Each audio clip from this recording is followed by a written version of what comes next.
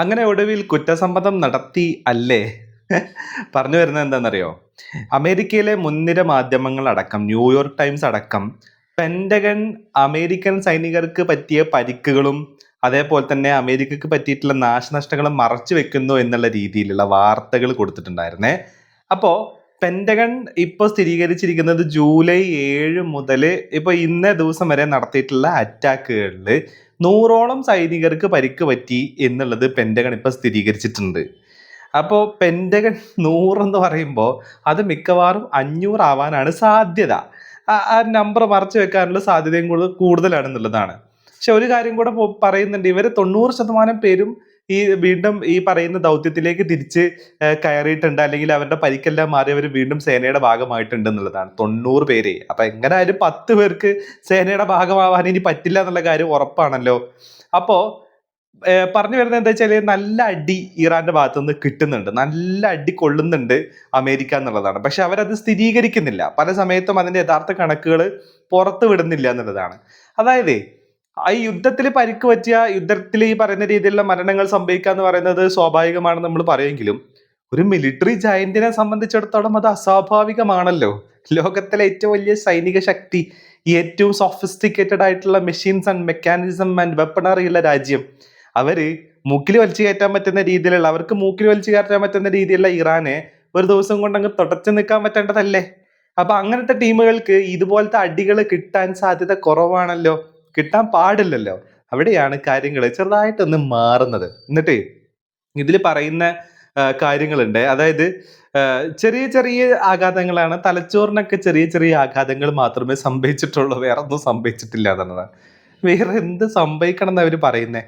തലച്ചോറിന് പറ്റിയ ചെറിയ ആഘാതം, അതായത് സ്ഫോടനങ്ങളിൽ തലക്കും തലച്ചോറിനൊക്കെ പറ്റിയുള്ള ചെറിയ ആഘാതങ്ങൾ മാത്രമേ ഉണ്ടായിട്ടുള്ളൂ എന്നും കൂടിയാണ് പെന്റഗൺ പറയുന്നത് എന്നുള്ളതാണ് വാർത്തകളൊക്കെ പുറത്തു വരുന്നത്. അപ്പോൾ 100 എന്ന് പറഞ്ഞിട്ടുണ്ടെങ്കിൽ മിക്കവാറും അത് 500 ആയിരിക്കും എന്നുള്ളതാണ്. അതായത് ഇറാന്റെ ശക്തമായിട്ടുള്ള ആക്രമണം ഈ കുവൈത്തിനും ബഹ്റൈനും ജോർഡാനും നേരെയൊക്കെ ഉണ്ടായിട്ടുണ്ട്. മാത്രമല്ല ഇറാഖിലെ അമേരിക്കൻ സൈനിക കേന്ദ്രങ്ങൾക്ക് നേരെയും മാരകമായിട്ടുള്ള ആക്രമണം യഥാർത്ഥത്തിൽ ഇറാൻ നടത്തിയിട്ടുണ്ട്. അതിലാണ് 2 അമേരിക്കൻ സൈനികർ കൊല്ലപ്പെടുന്ന രീതിയിലേക്ക് വരെ ഉണ്ടായത്. അത് മാത്രമല്ല MQ-9 റീപ്പർ ഡ്രോണുകളുടെ ഹാങ്ങറുകൾ അടക്കം F-35ഉം F-15 അടക്കം എന്ത് ചെയ്തിട്ടുണ്ട്, ഇവർ അടിച്ചിടുകയും ചെയ്യുന്ന അതിന്റെ ഹാങ്ങറുകളൊക്കെ തകർക്കം കൂടി ചെയ്തിട്ടുണ്ട്. അത് മനസ്സിലാവണമെന്നുണ്ടെങ്കിൽ കുവൈത്തിൽ നിന്നും ബഹ്റൈനിന്നൊക്കെ വരുന്ന വീഡിയോസ് ശ്രദ്ധിച്ചാൽ മതി. അതായത് ബഹ്റൈന്റെയും കുവൈത്തിന്റെ ഒക്കെ അമേരിക്കൻ ആസ്ഥാനങ്ങൾ അല്ലെങ്കിൽ അമേരിക്കൻ സൈനിക കേന്ദ്രങ്ങളിൽ നിന്ന് വരുന്ന ചില വീഡിയോസ് നമ്മൾ കാണുകയാണെന്നുണ്ടെങ്കിൽ ഈ അറ്റാക്കിന്റെ ആഘാതം എത്രത്തോളം ഉണ്ട് എന്നുള്ളത് നമുക്ക് വളരെ ക്ലിയർ ആയിട്ട് മനസ്സിലാവും. അത് ചെറിയ രീതിയിലുള്ള ആഘാതം ഒന്നുമല്ല, ചെറിയ രീതിയിൽ അടിയൊന്നും അല്ല കിട്ടുന്നത് എന്നുള്ളതാണ്. അപ്പൊ ഇത്രയും കാലം ഈ പറയുന്ന ഷാഹിദ് ഡ്രോൺ ആക്രമണമൊക്കെയാണ് ഇറാൻ നടത്തിയെന്നുണ്ടെങ്കിൽ ഇപ്പൊ കുറച്ചായിട്ട് ഇവന്മാര് ഈ പറയുന്ന ബാലിസ്റ്റിക് മിസൈലുകൾ അടക്കം യൂസ് ചെയ്തിട്ടുള്ള അറ്റാക്കിലേക്ക് പോകുന്നുണ്ട്. അപ്പൊ ഒരു ഡ്രോൺ ഉണ്ടാക്കുന്ന ഇമ്പാക്ട് ആയിരിക്കില്ല ഒരു ബാലിസ്റ്റിക് മിസൈൽ വന്ന് പതിക്കുന്ന സമയത്ത് ഉണ്ടാവുന്നത്. അപ്പൊ ആ രീതിയിലൊക്കെ കാര്യങ്ങൾ ഡെവലപ്പ് ചെയ്യുന്നുണ്ട് എന്നുള്ളതാണ്. ഇനി ഇതിന്റെ ഒരു വിശദമായിട്ടുള്ള വാർത്ത നമ്മൾ നോക്കുകയാണെങ്കിൽ അമേരിക്കൻ സൈന്യം നേരിട്ട നാശനഷ്ടങ്ങളും സൈനികർക്കുണ്ടായ ആളപായവും പരിക്കുമെല്ലാം പെന്റഗൺ മറച്ചു വെക്കുന്നുവെന്ന് ന്യൂയോർക്ക് ടൈംസ് അടക്കമുള്ള മുൻനിര US മാധ്യമങ്ങൾ ആരോപിച്ചതിന് പിന്നാലെയാണ് ഔദ്യോഗിക പ്രതികരണവുമായി പെന്റഗൺ വക്താവ് ഷോൺ പാർനെൽ രംഗത്തെത്തിയത്. മാധ്യമങ്ങളിലെ വിമർശനങ്ങൾക്ക് മറുപടിയായി പാർനെൽ നൽകിയ വിവരങ്ങൾ ഇങ്ങനെയാണ്: ജൂലൈ 7 മുതൽ ഗൾഫ് മേഖലയിലുണ്ടായ സംഘർഷങ്ങളിൽ 100ഓളം സൈനികർക്ക് വിവിധ അളവിലുള്ള പരിക്കുകൾ സ്ഥിരീകരിച്ചിട്ടുണ്ട്.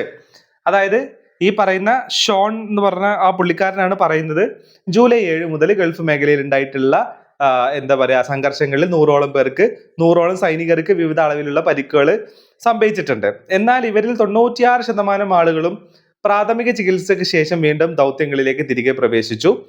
സൈനികരിൽ ഭൂരിഭാഗം പേർക്കും സ്ഫോടനങ്ങളുടെ ആഘാതത്തിൽ സംഭവിച്ച ചെറിയ തലച്ചോറിലെ ആഘാതങ്ങൾ മാത്രമാണ് അനുഭവപ്പെട്ടത്. അതൊരു കോമഡി ആയിട്ടാണ് എനിക്ക് തോന്നിയത്. അതിന്റെ ഇംഗ്ലീഷ് കറക്റ്റ് എന്താന്നുള്ള കയ്യിലില്ല, അതിന് ട്രാൻസ്ലേറ്റർക്ക് തെറ്റിപ്പോയതാണെന്നൊന്നും അറിയത്തില്ല. തലച്ചോറിലെ ആഘാതം, ചെറിയ തലച്ചോറിലെ ആഘാതം എന്ന് പറഞ്ഞാൽ എങ്ങനെ ശരിയാവും? അത് ലൈഫ് ലോങ് നിൽക്കൂല. തലച്ചോറിനൊക്കെ ആഘാതം സംഭവിച്ചു കഴിഞ്ഞാൽ ആള് തട്ടിപ്പോവും. എങ്ങനത്തെ ആൾക്കാരാ ഈ 96% ആൾക്കാർ അമേരിക്കൻ സൈന്യത്തിലേക്ക് തിരിച്ചു വന്നത് എന്നുള്ളത് ദൈവത്തിന് മാത്രമേ അറിയത്തുള്ളൂ എന്നുള്ളതാണ്.